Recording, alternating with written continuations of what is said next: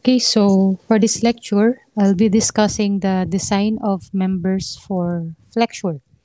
So under the design of members of flexure, so generally po, this is labeled as your beams.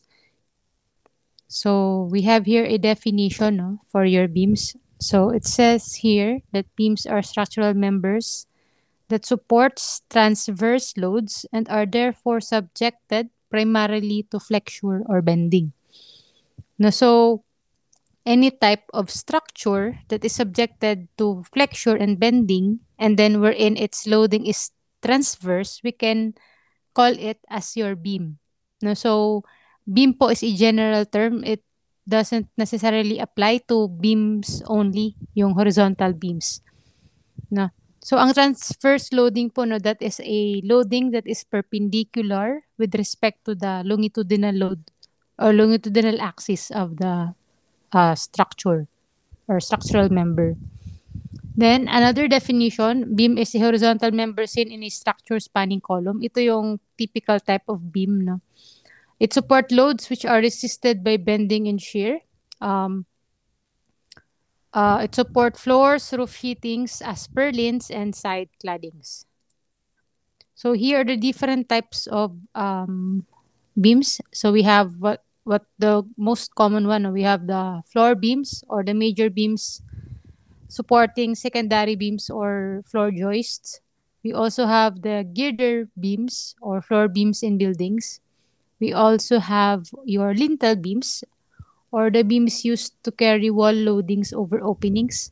So, lahat po ng openings sa structure, for example, a window opening or a door opening, no, kasi most of the time, yung walls, di ba, made of, ano siya, CHB. So, yung to be able to carry the loading dun sa mangyayaring um, butas because of the window and the door, na maglalagay tayo at the top ng lintel beam to carry the given loading. So yun po yung tinatawag natin na lintel beam. No? So maliit lang yan. Again, lintel beam is used to carry the wall loadings dun sa mga openings. Next naman is your purlin. So, ang purlin po is analyzed as a roof beam kasi ang purlin is subjected to transverse loadings. No, ang kini-carrying weight ng purlin, ang primary load na kini-carry niya is your roof trusses. Also, you also have wind loads and live loads. So, we also have your rafter. That is another or rafter truss. No, ang kanyang analysis is under roof beam supported by purlins. We also have what we call your spandrel beam and then the stringer beam. So, I have here some figures para mas maintindihan nyo yung spandrel and stringer. No? So, ito yung purlins natin at the top of the rafter truss. No? So, yung analysis ng rafter truss dyan, that is kasi is disrupt rafter truss, kung dodrawingan natin yan ng support, it is assumed to be simply supported and then it carries loading or transverse loading it carries the purlins. Yung purlin naman, it can also be assumed as a simply supported and then it carries the weight of the roof sheeting itself. So, ito naman yung example ng ng typical structural system. So, ganito po yung itsura ng spandrel beam, yung nasa topmost left part. Then, a typical beam, and then column, connection. Ito naman yung sa kabila is your floor joist na tinatawag or series of small beams. Interconnected, hindi connected, no? Series of smaller beams that carries your slab. And then, ang stringer beam naman po in this example, mostly they are used sa bridges. And then, this is the general term for the beam sections. So, we have the universal beam or the rolled sections.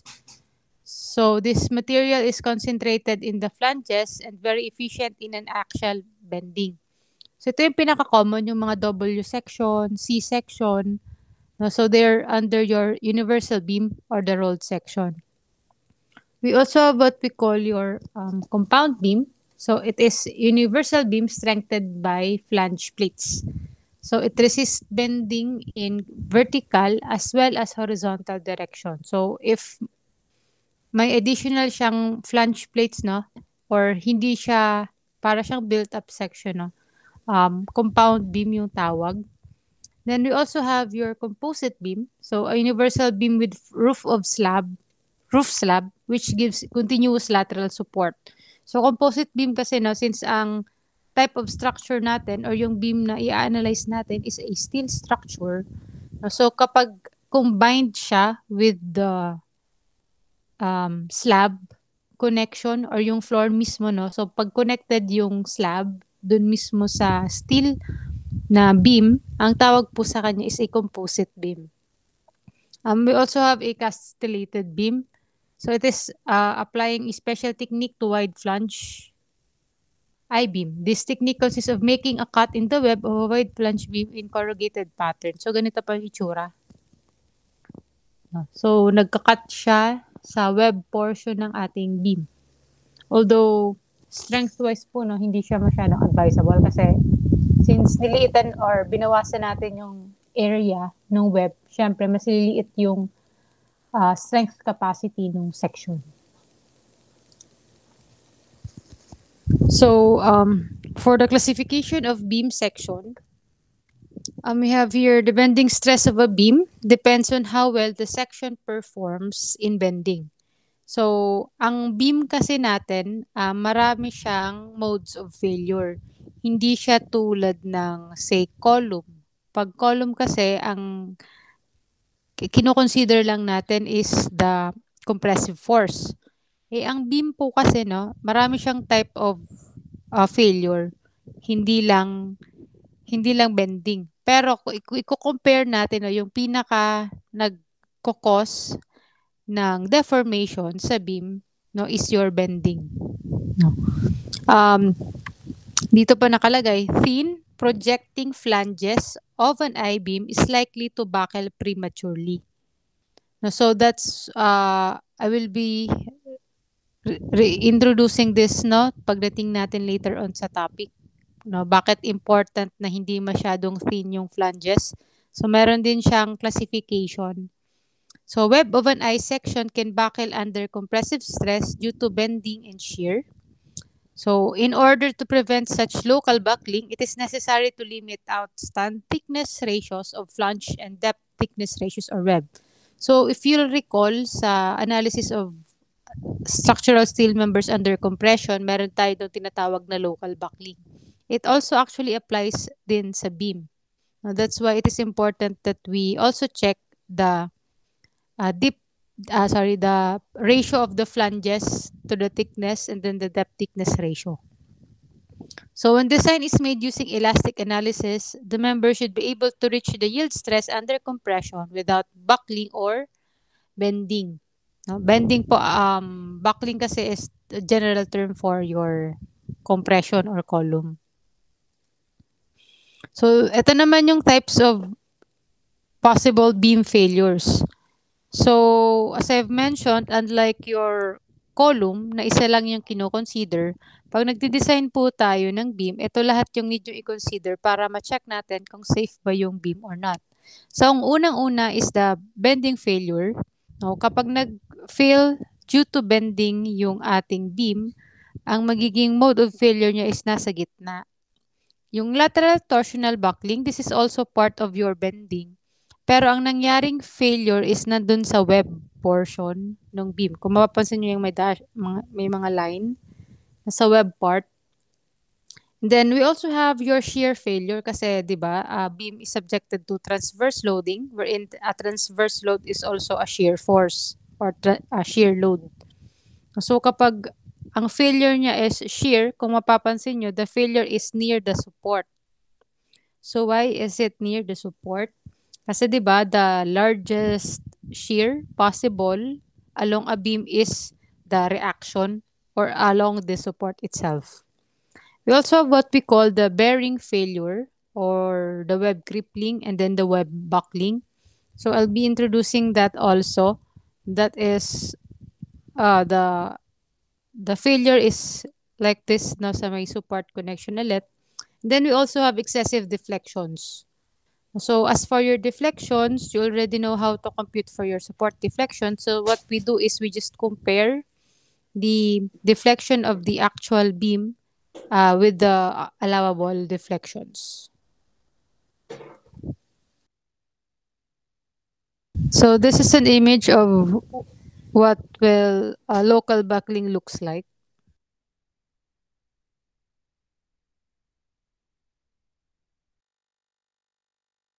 Okay, um, so I'll be introducing the two types of beam cross section.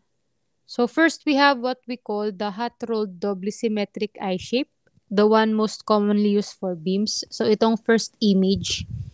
So yung hot rolled po na tinatawag, so na-manufacture kasi siya na buo na.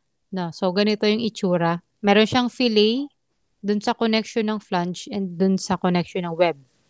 Yung pangalawa naman, this is what we call your welded doubly symmetric built-up section. So bakit siya tinawag na built-up section? Because it is made up of plates. So based on this image, this is three plates connected by a weld. So kung i-compare natin yung dalawa, this built-up section, para i-compute natin yung area niya, all we need to do is add the area of the three plates. So yung area po ng welding, yung triangle sa connections, hindi siya kasama. Pero pagdating dito sa hot rolled section, ang pag-compute po ng area nito, kasama yung fillet, itong fillet dun sa connections.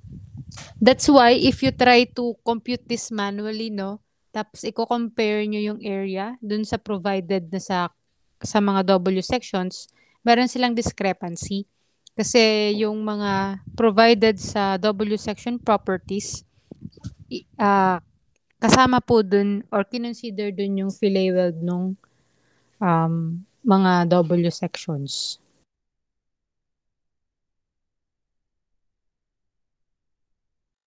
Okay, so what I'll do is I'll be introducing the beam stresses before tayo mag-start ng computation. So I'll be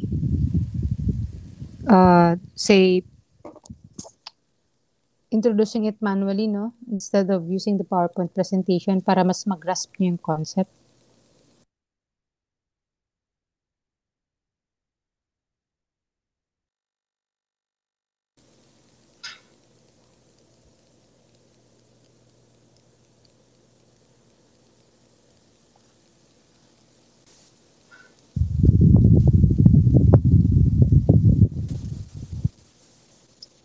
So yan. So I'll be introducing beams.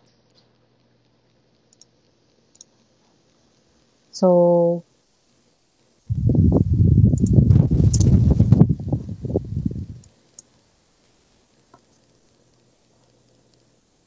ang beams no is a structural member that supports a transverse loading. So inintroduce ko kanina na yung different types of beams, different classifications, and then yung common types of sections, which is the hot rolled section and then the built up section. So now naman ang gagawin ko is I'll be introducing or drawing the shape of stress sa beam. So ano ba yung magiging itsura ng stress sa beam? So usually kasi pag meron kayong simply supported beam, kunyari ganito. Sorry, masyadong manipis.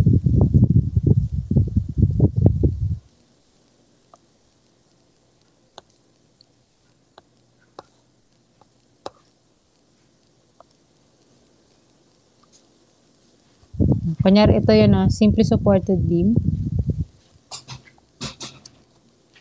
Tapos, di ba, along any point on the beam, there is an internal shear and moment.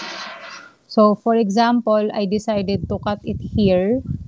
Pag kinat ko to, Tapos, ito yung magiging itsura ng cross-section ng beam. So, ito yung topmost portion and then dito naman yung bottom portion.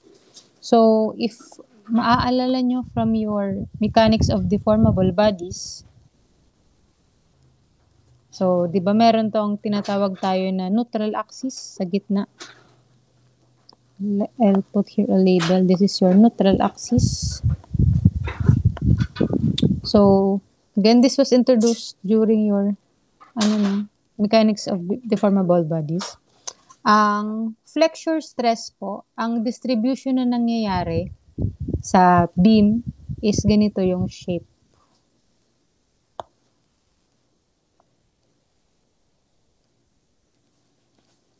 So, dapat ano siya.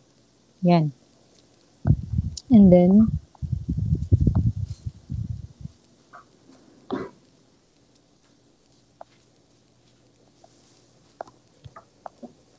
ito yung shape.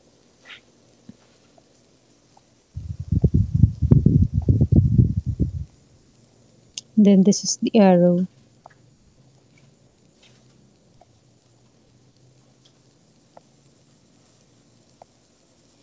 So basically, divided po siya sa two parts, no? So yung upper portion ng beam, this will undergo compression, and then the lower portion of the beam will undergo tension. Kasi 'di ba, if you have a beam, kunyari ito yung original shape, pag nag-bend yung beam, gaganito siya. Tuloy yung ganito yung beam. No. Tapos ito yung, kung ito yung original length niya, yung itong top portion ng beam, no, undergo siya ng compression. Ibig sabihin, iikli yung mga fibers dyan. Tapos itong nasa bottom part ng beam is mag-stretch. No, so under tension siya. Kaya po, pwede nating sabihin na yung nandito sa top, no, etong color yellow, this will undergo compression. And ito namang nasa bottom will undergo tension. No. As for the explanation of the stress distribution, ano pong ibig sabihin niya? Ibig sabihin, no, so this is your stress. Ibig sabihin, about the neutral axis, the value of your bending stress is equal to 0. And then the largest stresses, it will be at the topmost and at the bottommost portion of your beam. So generally, this is ang general equation. I'm not sure if you still remember, pero ganito yung equation natin ng bending. So FB is equal to my over I. So, ang y po na tinutukoy, that indicates any point along the axis. For example, this is your y.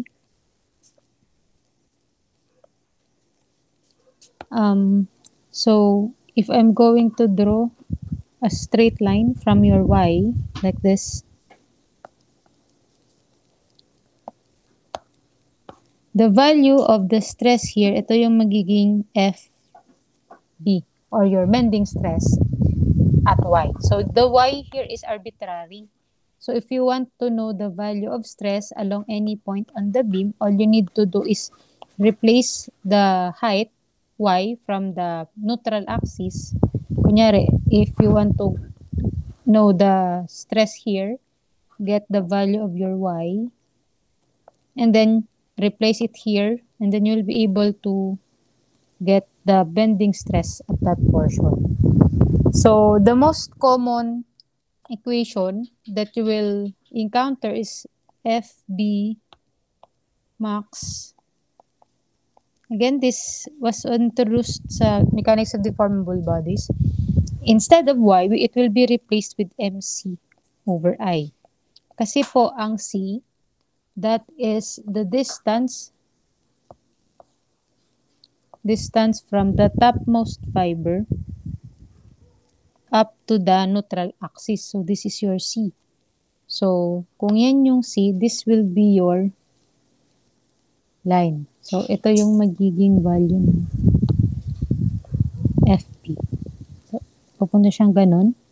So, this will be your FB max likewise. No? So, ito yung C. No? Yung height from the neutral axis. So, ito yung C. Ito naman yung Y. So, this is the general equation that we use. In terms of steel design or any design processes, no?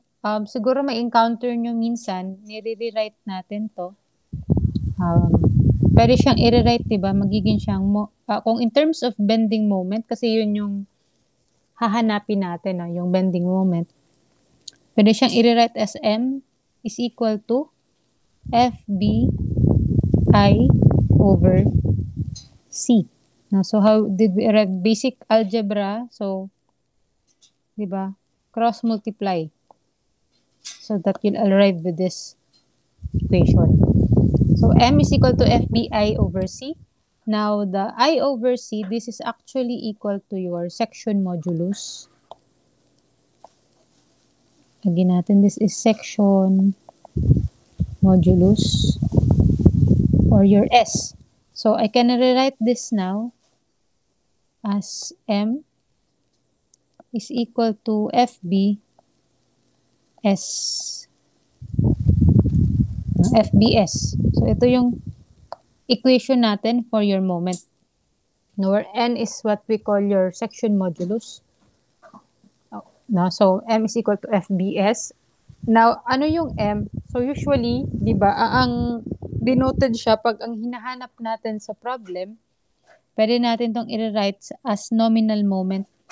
So, the nominal moment is equal to FB times, since usually horizontal ang beam natin, so lalagay ko dito SX. So, MN is equal to FBSX.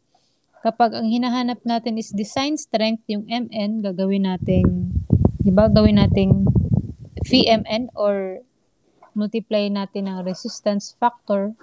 Kapag ang gusto naman natin is allowable strength, yung MN, di-divide natin ng factor of safety or omega. Di ba? So, yan. That is the equation that we will use for the design of beams. So, ito po yung general equation.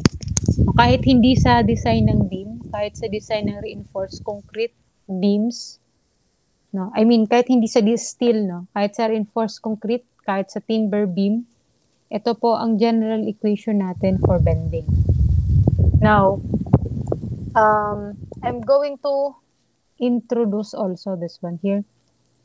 No? So, sabi dyan sa figure A, beam is less than Fy. So, explain natin. So, ano bang ibig sabihin nito? So, ito pong ABCD, no? Ito po yung nangyayaring stress sa beam once a loading is applied. So, M, ito kasi yung moment sa loob ng beam, no? Ito yung M na kino-consider natin dito. So, for example, a loading is applied on the beam. So, ito yung pinaka-typical. So, pag maliit pa lang kasi yung load nung beam, no, syempre, maliit pa lang yung magiging stress or magiging, yung magiging moment. So, kung magdodraw ako ng maliit na I section,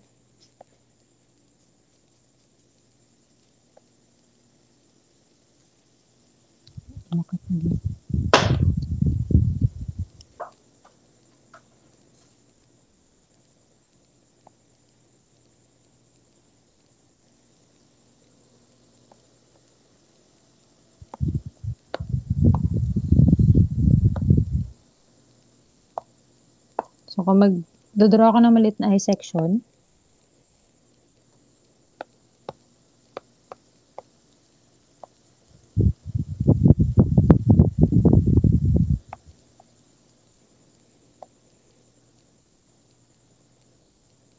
Ito na lang tuloy i-copy ko.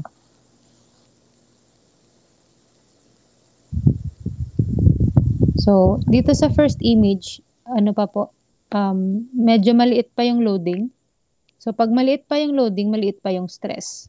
So, ganito yung magiging itsura ng ating shear stress distribution. So, straight line. And then,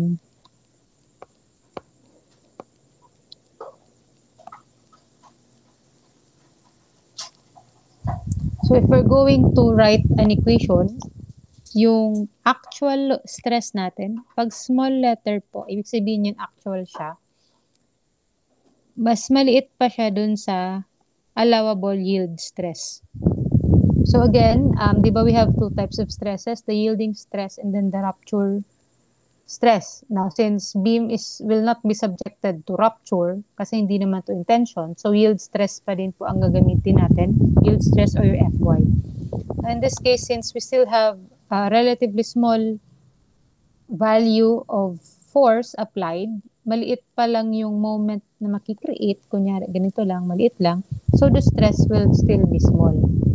Sa image B naman, say this is P, tapos ito na doble, sabihin natin this is 2P, so nang mas lumaki siya, so this will, ang magiging image ng ating shear stress distribution is ganito.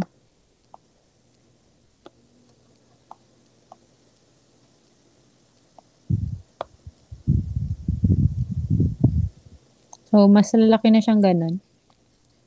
So, ito po yung typical natin, no?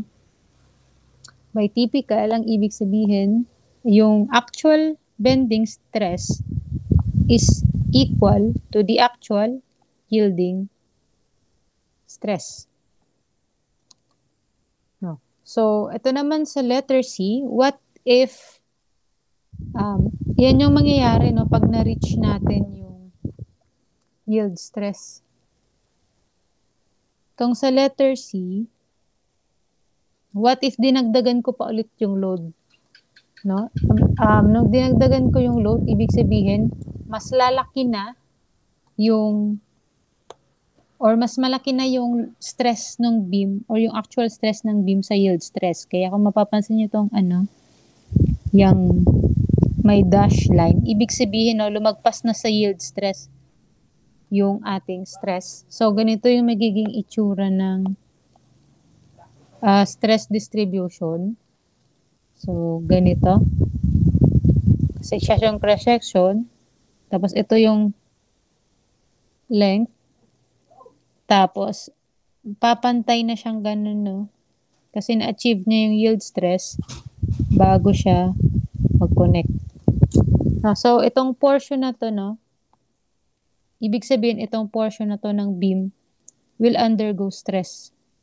Likewise dito, sa portion na to. No? Nagpas na siya ng stress.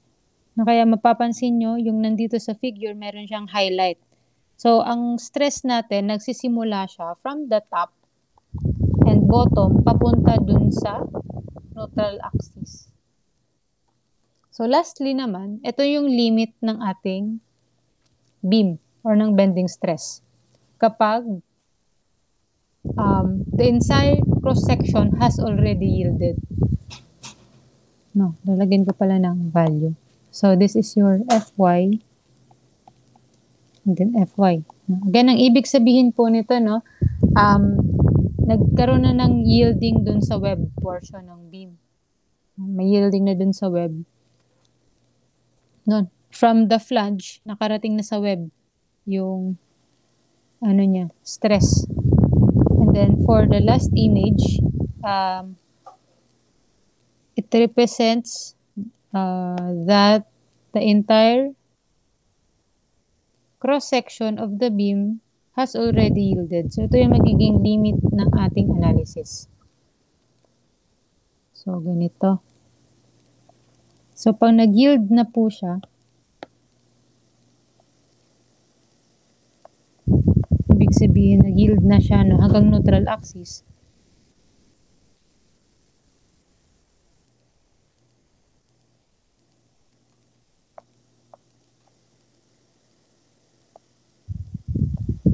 ganito na yung magiging shape. So, Fy, or ang gagamitin ulit natin is yung yield stress. Ibig sabihin, entire cross-section na po. Kung mag-highlight ako, entire cross-section na yung nag-yield. So, tignan natin. No? Sabi dyan, no? Figure A, beam is less than Fy. Figure B, beam reaches Fy, equal na siya. Figure C, the yielding has progressed into the web. Nakarating na dito sa web. Figure D, the entire cross-section has yielded.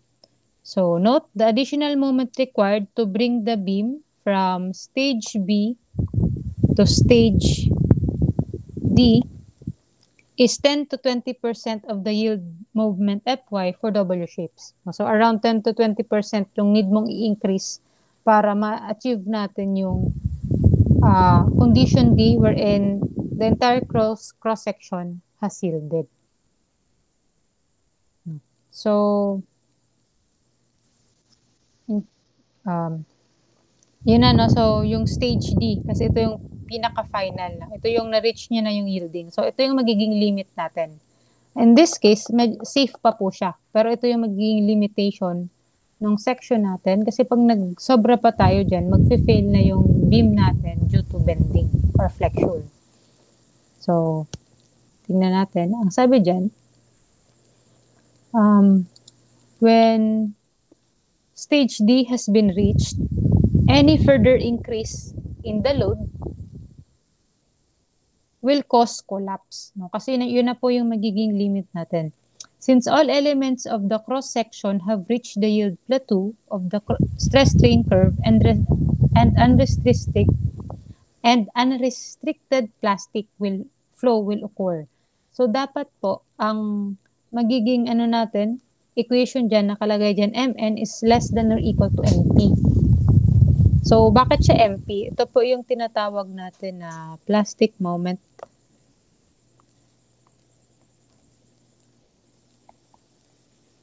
So, ano yung plastic moment? So, plastic moment, ito yung moment na need para ma-reach mo yung condition letter D. Now, since yun yung limit natin, dapat po, ang maging value ng nominal moment natin should not exceed MP. So, kaya ang equation natin dito, Mn should be less than or equal to MP. So, bakit siya tinawag na plastic moment? Dahil po dito, no? Sabi dyan, a plastic hinge is said to have formed at the center of the beam, and this hinge, along with the actual hinges at the ends of the beam, constitute an unstable mechanism. So, pag na-reach natin yung stage D, a plastic hinge is said to have formed daw at the center. So, bakit nasabing magkakaroon tayo ng an unstable mechanism? So, if maalala nyo, static determinacy, we have here reactions, di ba? Reaction. Tapos, kung marirecall nyo yung, di ba, the number of unknown should be equal to the number of equation. Ang number of unknown natin is 4. No? Your reaction, tapos yung number of equation. No, dapat equal siya para statically determinate. Your reaction here is 4. Tapos, ang magiging natin,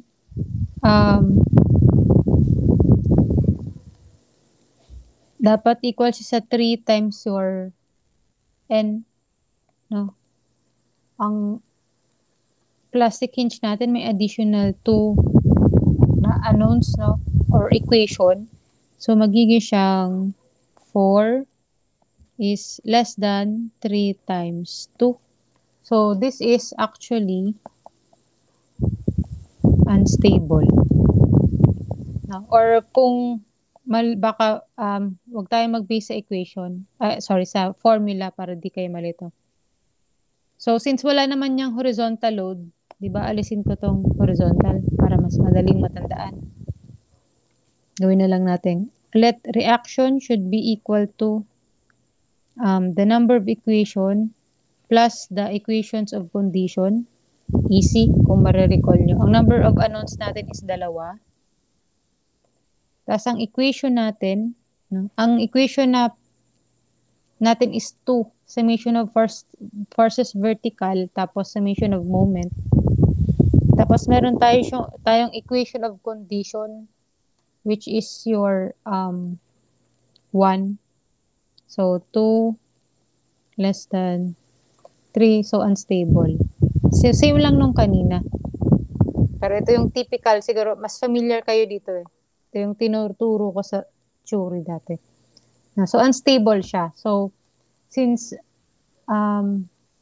so yun na po, no? Since unstable yung structure,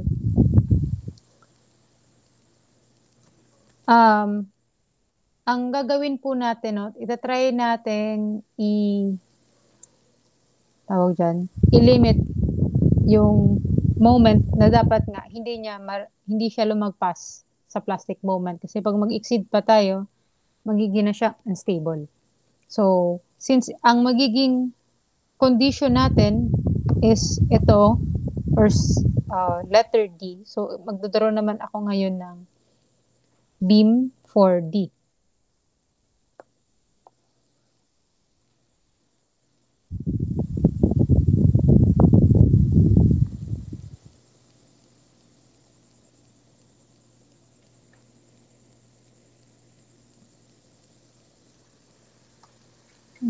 Ano ko ng beam for D?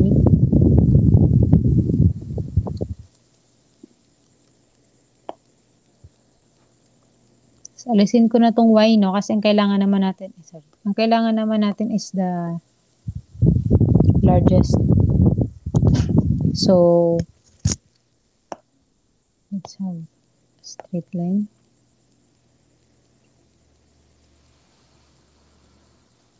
So, yung compression natin,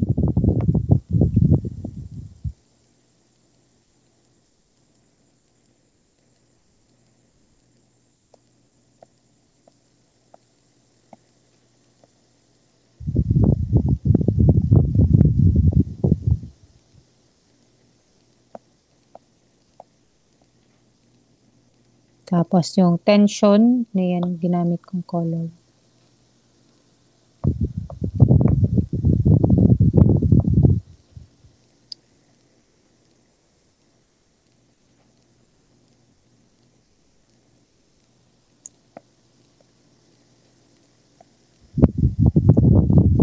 So we have the compression zone and then the tension zone. So straight line.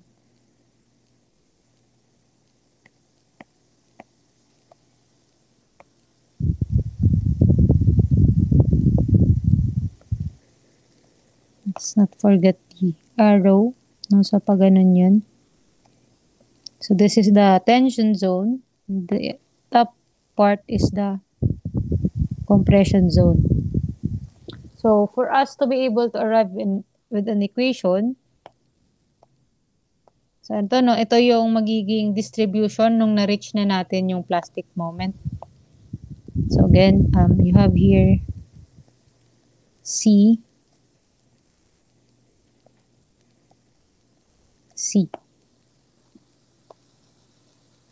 Tapos, since this is a uniform load, no, kukunin natin yung resultant niyan.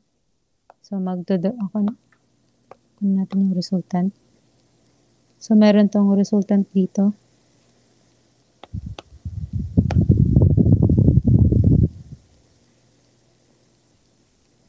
So, lagay ko na lang C. Ay.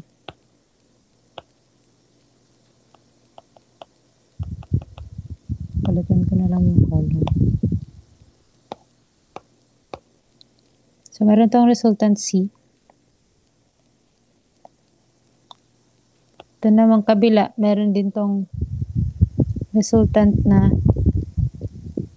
T. So, meron tong C. Meron naman tong T. So, ang equation po, no, since ano yan, di ba, ang equation ng stress natin, recall, stress is equal to force over area. So, ang stress na tinutukoy natin yan, papalitan natin to ng Fy. Diba? Kasi yield stress naman yung kinoconsider natin. So, gagawin ko itong Fy. So, magiging siyang Fy is equal to F over A. So, depende na po siya. Kung compression ang hinahanap, i-rewrite ko to in terms of, so bagay siyang F is equal to Fy A. So, kung compression ang hinahanap, papalitan ko lang to ng C.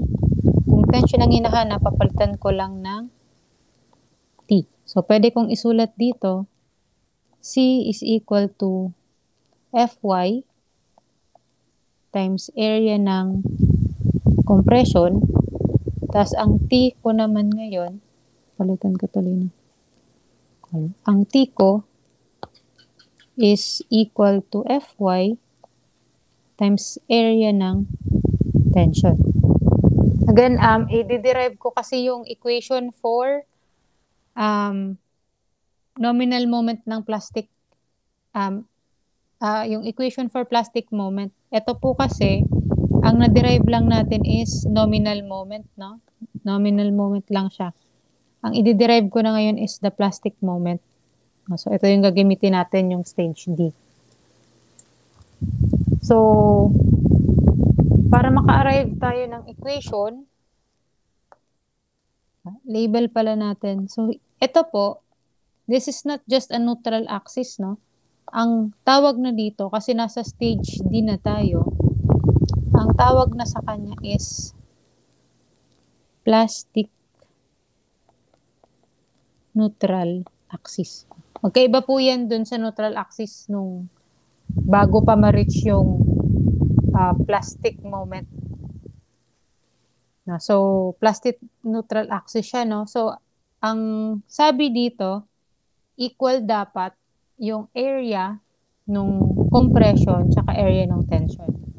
So, solve natin. So, pag gumawa tayo ng summation of forces horizontal equal to 0, say positive going to the right, magiging siyang C minus T is equal to 0 or C is equal to T. Tapos, isubstitute na lang natin tong dalawang equation. No? So, substitute natin.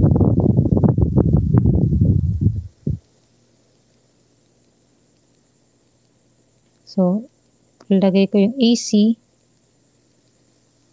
Lagay ko naman yung AP.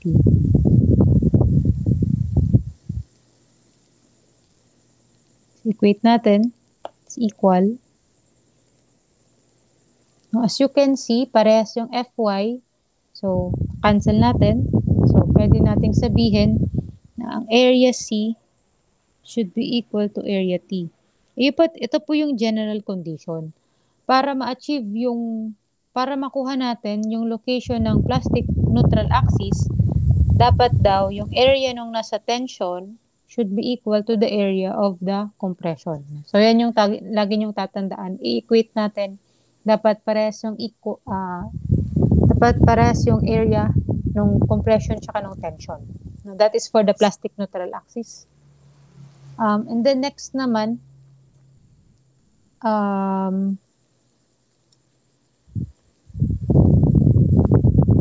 para sa total area or sa moment natin, pag nag-moment tayo dito sa, kung mapapansin nyo, may ano tayo, no? May dalawang force. Ito. May dalawang force tayo, di ba? So, this two force, ito papunta sa left, ito sa papunta sa right, this is actually causes a couple, no? So, meron yung rotation. Di ba? Etong dalawa, etong papunta doon, tsaka papunta dito, this is a couple. So, this will cause a counterclockwise rotation na moment. So, to get that moment, di ba, anong equation natin? Force times distance. So, ang distance niya, sorry, I forgot to write.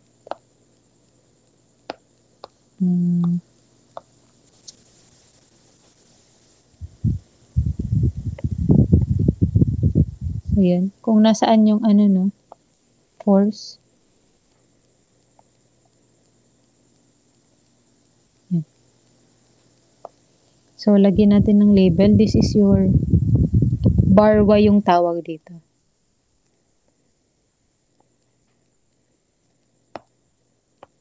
This is your bar Y. So, as I've mentioned, no, pag nag-moment tayo, that is, since C is equal to T kahit alin dyan, so ang moment is equal to force times distance. So, magiging moment is equal to force. Pwedeng, ang gamitin nyo is C. Pwede naman na T, kahit ano. Pwede naman kunyari C times 2 bar Y, kasi ito yung vertical distance. Diba? Distance ng dalawang force. Or, pwede din na T times 2 bar Y, since equal lang naman siya.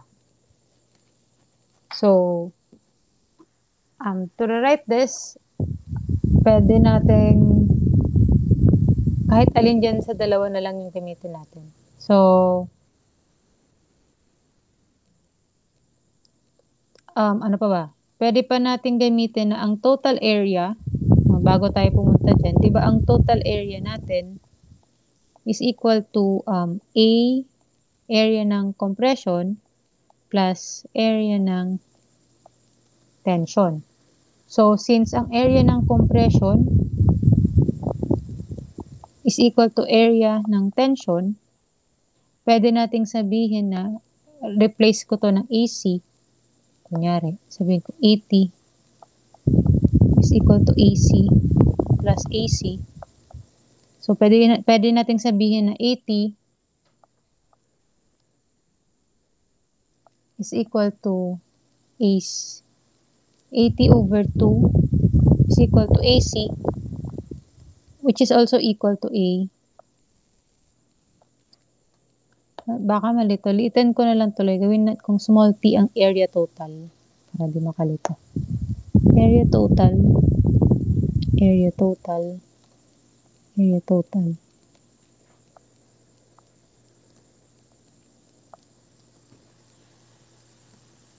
So, para po, ang ilalagay ko na lang dito sa equation na to, dito. Balik tayo dito na. Gawin ko na lang, ito na lang pong compression para di kayo malito. Dito na lang tayo focus kasi equal lang naman sila. So, di ba this one here, this is equal to C is equal to FYA. Area total yan. So, papalitan ko po itong C ng FYAT. Okay? So, magiging siyang M is equal to FY A total times 2 bar Y. No. Ang area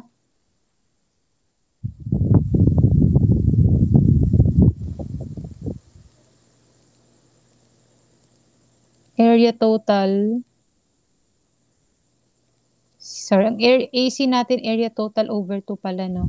Area total over 2 ang AC. Kasi sa C lang pala siya. C is equal to Fy times AC. Sorry, ulitin ko po. C, stress, is equal to force times area C. No? Area C pala, area C, sorry. Dapat, ano to, C is equal to area C. Palitan natin. Again, ito po, ilalagay ko siya dito. So, magiging itong Fy AC times 2 bar Y. Tapos, ito namang AC, papalitan ko naman siya nito. Diba? Kasi AC is equal to 80 over 2. So, re-rewrite ko naman siya ngayon. M is equal to Fy times 80 over 2 times 2 bar Y. Ang 2 bar Y po, denoted din siya as, ang mas makikita nyo sa mga reference books, nire-rewrite natin to as your A. Nire-write natin yun as A. So, pwede ko rin itong i-rewrite ulit isa pa na M is equal to Fy times 80 over 2 times A. Tapos po, ang equation na 80 over 2 tsaka A, ito yung tinatawag natin na ito naman, so lagyan ko ulit nito. So, ito naman po, this is your tinatawag natin na Zx or your plastic section modulus. Plastic section modulus.